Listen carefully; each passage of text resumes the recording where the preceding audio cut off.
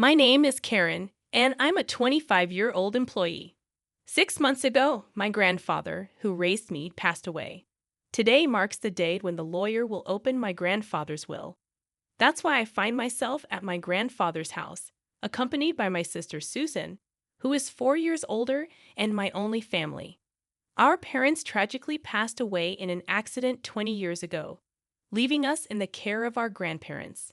Since our grandmother succumbed to illness a few years back, our grandfather's health had been deteriorating steadily, and he frequently fell ill. Out of concern, I lived in an apartment near his house and often checked on him. "You're a grown woman. It's unbecoming to keep coming back home," my grandfather would jest, although he was always cheerful. Then, one day, as I went to visit him as usual, I found him in pain at the entrance. In a panic, I called for an ambulance, but he passed away suddenly. "Hey, what are you daydreaming for? At least prepare some tea." My sister's voice snapped me back to reality. "Right, the lawyer will be here soon," I responded, heading to the kitchen. Glancing back, I saw my sister lazily stretching out her legs on the mat, yawning.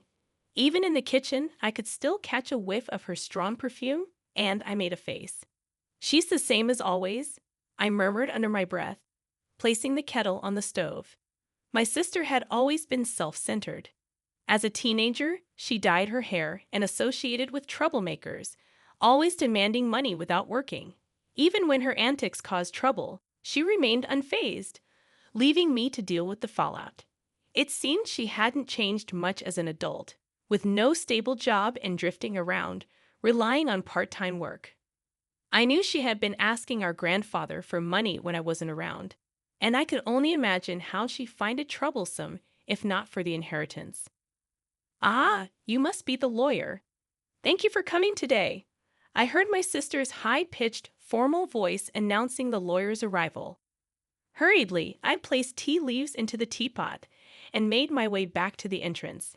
"Thank you for coming today," I greeted the lawyer. I had met him at the funeral, and his eyes held the same kindness as my grandfather's. A lawyer's badge gleamed on his chest. After we offered incense in front of my grandfather's portrait, he graciously accepted the tea I served before retrieving my grandfather's will. It had been entrusted to him while my grandfather was still alive. The contents were straightforward. My elder sister Susan was to inherit $20 million in cash, and I, the younger daughter, was to inherit this house and the land it sits on, I read aloud. Upon hearing this, my sister burst into laughter. 20 million in cash for the elder daughter, and only an old house for the younger one? How hilarious. "It's just right for someone as plain as you," she remarked with a sneer. "It's not just the house. There's also the land," I retorted, to which she chuckled snidely. "Huh, the value of this land in such a god-forsaken place is hardly surprising." "Ah, I would have preferred cash. I guess Grandpa must have had a soft spot for me after all," she commented. I can't deny that I am a bit shocked. I suppose my grandfather wanted me to protect his beloved house and land, where he spent his life with my grandmother, I replied thoughtfully. "Huh? A house and land? That's pretty awesome, isn't it?" Brian, my boyfriend, exclaimed in surprise after hearing my story. I shook my head, implying it's not as great as it sounds. "Not really. My sister inherited 20 million in cash. That's more impressive," I admitted, feeling a sense of emptiness as I said it aloud. Even though I was being modest, verbalizing it felt like an acknowledgement. "Wow. Beautiful and have money. Now she's the more the better victory," Brian remarked insensitively. Shooting him a side glance, I noted his gap in sensitivity. Realizing his misstep, he joked, "Your comfort means more to me than money, Karen." Brian had been my boyfriend since I started working. We met at a social event, and being of the same age, we clicked well. I introduced him to my grandfather and my sister. While he hadn't proposed yet, I had been considering marriage. Today was our first date in the wild, and I ended up telling Brian about my inheritance. I suppose it was because I thought he would become my husband someday. I had no idea I would come to regret this. A few days later, I found myself visiting the family home I had inherited from my grandfather. I had intended to clean and sort out my grandfather's belongings. The property was large, but the house was modest. I figured I could manage it on my own. As I looked around the house, I pondered, it's close to my workplace. Maybe I should move here. Living here leisurely with a cat doesn't sound too bad. There would be no rent to pay, and while there might be maintenance costs for deterioration, I have been working hard and saving, so it shouldn't be a problem. Maybe someday with Brian. Feeling embarrassed at the thought, I shook my head vigorously and rolled up my sleeves to begin cleaning. Just then, I received a call. My sister's name appeared on my smartphone screen. "Sis, what's up?" I answered. "Hey, Karen, having fun all by yourself in that old house?" My sister sounded drunk. She always had a unique way of extending her words, but today it was particularly bad. "Since you're drinking, aren't you?" "It's still afternoon," I pointed out with a sigh, to which she exaggeratedly sighed back. "Oh, you're such a Miss Goody Two-Shoes." I was right. She had been drinking. "I was thinking about moving here," I confessed. Eventually, I answered my sister's question, hoping to end the conversation quickly. "Really? I'm enjoying a suite in a luxury hotel right now." My sister raised her voice in a somewhat exaggerated way. "Guess who I'm with right now?" "I have no idea," I replied flatly. "Boring.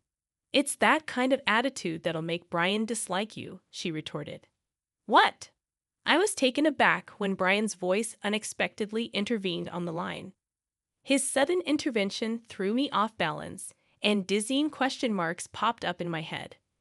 But I resented my imagination. At this point, a disgusting scenario had already formed in my mind. "Surprised? Huh?" My sister's mean-spirited voice chimed in. "Ever since you introduced him to me, I thought Brian was quite a catch." She proceeded to boast about how she had been attracted to Brian since I introduced him, how she knew where he worked because of me, and how she had approached him as soon as he left work. He readily came along when she asked, telling her that she was hundreds of times more attractive than me. Stunned into silence, I listened to her revelations. "Karen, I'm really sorry." Brian's voice broke the silence.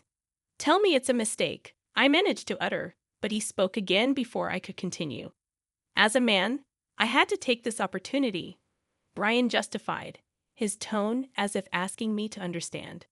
"I do feel bad about it, but come on, it's impossible to resist a beautiful woman who has $20 million, right?" The way he spoke, as if seeking my approval, drained my emotions away. I felt a cold sensation, as if my blood was being drained from me. "You know what? I don't need a man like you," I finally uttered. At my words, I could hear my sister laughing uproariously in the background. The voice on the phone changed back to my sister's. "Well, that's how it is, and from now on, let's not consider ourselves sisters, okay? I wouldn't want you turning to me just because you're broke."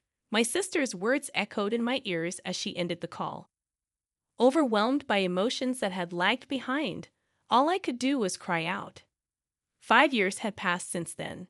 I had a cat in my lap, dozing off in front of my laptop, purring contentedly in sleep. Today was my day off, but there was still a bit of work left from what I brought home.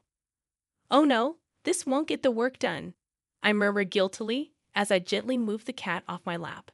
Just as I reached out, my phone started to ring, displaying an unfamiliar number on my smartphone.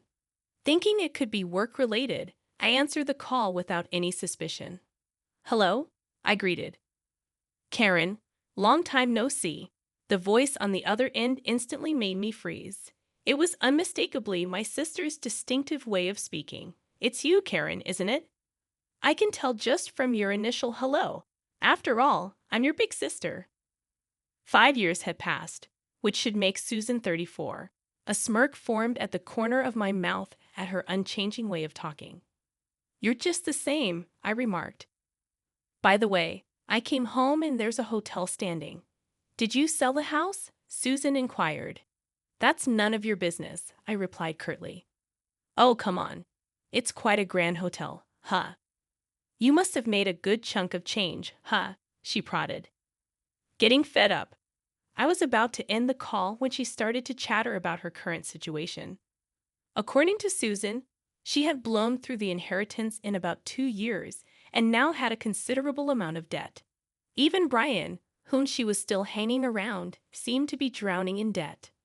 I was speechless. Honestly, I couldn't care less. So, lend me some money, Susan demanded.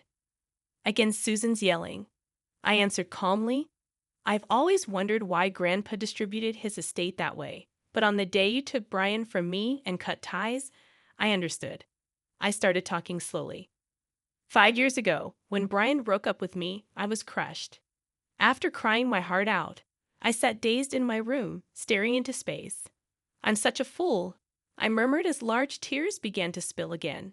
My gaze fell on a painting I had made as a child and had gifted to my grandfather. He had framed it and kept it hanging lovingly. Rising unsteadily, I picked up the painting. Grandpa, I whispered. When feelings of nostalgia and loneliness welled up and tears started to come, I felt something drop from the back of the frame. Picking it up, I saw it was a fresh sheet of notepaper addressed to me. I remembered how, when I was little, I used to stick notes on the back of this frame and exchange secret messages with my grandfather. It was like a family journal, really. Knowing that I was to inherit the house, he probably figured I'd find this note. I'm glad I noticed. I shuddered at the thought that I might have left it unnoticed. To Karen, the date on the letter was just before my grandfather passed. I knew you definitely noticed this letter. Right now, you're probably wondering why I distributed my estate in such a manner, cash to your sister, and an old house and land for you. It may seem like I favored Susan, but that's not the case. Despite any claims of favoritism, I wanted to leave most of my estate to you, who cared for me till the end. I finally understood what had been bothering me. No matter what, Grandpa thought more of me, huh? I muttered. I'm sure I was deeply hurt by Susan's words at that time. Despite having loved my grandfather more, a kind of jealousy clouded my thoughts as I continued to read the letter. But Susan would not be satisfied with a regular division. This child, even as her grandfather, I must admit, she's terribly greedy. Exactly, Grandpa. She even took my boyfriend from me. That's what I want to tell him in my heart. That's why I arranged it this way. If at first glance Susan appears to have received the better deal, she won't pay attention to your share. According to Grandfather's letter, the value of this land in our area is continuously increasing due to ongoing urban development. As of the time he wrote the letter, it's not worth Susan's $20 million yet, but the value of this land will surely increase in the future. When I read this far, my eyes widened in surprise. You can live here if you're attached to it, or you can sell it when its value rises enough to make a good profit. All I want is for you to be happy, the letter conveyed. When I finished conveying the content of the letter, Susan clicked her tongue and said, Hag. I lived in that house for a while, but when my marriage was settled, I decided to sell the house. Just like Grandfather's letter said, the land value had risen enough anyway. I'm never lending you money. Susan seemed frustrated, but as if she had a good idea, she said, Right. If you want, I can give Brian back to you, so help your sister. It's a good deal, right? At that moment, I heard something snap inside of me. Enough is enough. You've been taken care of by Grandpa, and yet you haven't shown a hint of gratitude. I despise you for that, and you're not my sister anymore. Besides, I'm already married. I don't need Brian, and I don't even want to see his face. Stay out of my life for good. I said what I needed to say and hung up. I quickly set up call blocking, and my cat on my lap was cowering on the bed. I quickly picked up my cat and said, I'm sorry. After that, it seems Susan contacted Brian, and they both stormed into our old house. Did they try to return Brian to me? There's a respectable end there now, but they must have misunderstood something and were shouting that they were my relatives, even though I just sold the land and had nothing to do with it. It's simple for those two, sold the land, and an end was built equals I must be the owner of the end. Of course, the staff reported to the police. The two of them were arrested because they had destroyed several items in the end. Furthermore, it was discovered that they had been committing marriage fraud for money in the past. Seems they'll be sent to prison together. I was also questioned by the police, but I was able to prove that I had no involvement quickly as we were estranged and was released. As my husband, who came to pick me up, and I were walking through the station, we heard screaming and turned our gaze, and there were Susan and Brian, who looked completely different. Fortunately, they didn't notice us. Both of them had messy hair, worn-out clothes, and looked nothing like the two people I remember, especially Susan, who never skipped her makeup and fashion, looked even more different. They were probably being moved into a different location. As I watched the two of them, filled with a sense of melancholy, my husband and I locked eyes. I grabbed the hand he extended, and we left the police station. "Are you okay?" My husband, always concerned, looked at me with gentle eyes. "I'm okay. I have you and this little one," I said, touching my fairly noticeable belly, and smiled back. "In my belly, a new member of our family is growing."